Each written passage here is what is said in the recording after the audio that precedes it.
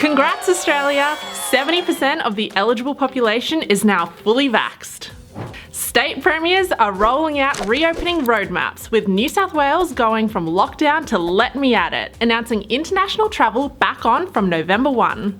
Fully vaxxed Aussies can now download their international COVID vaccine passport through MyGov, one step closer to international travel actually happening. Travellers from New Zealand's South Island can now enter Australia quarantine-free. TBC on when New Zealand will return the favour for Aussies.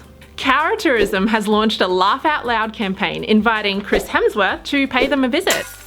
It's worth a watch, and Chris has responded saying he'll be coming in hot to Cowra when he returns from filming overseas. And pre-registration for our exclusive travel runway opens today. Save your seat!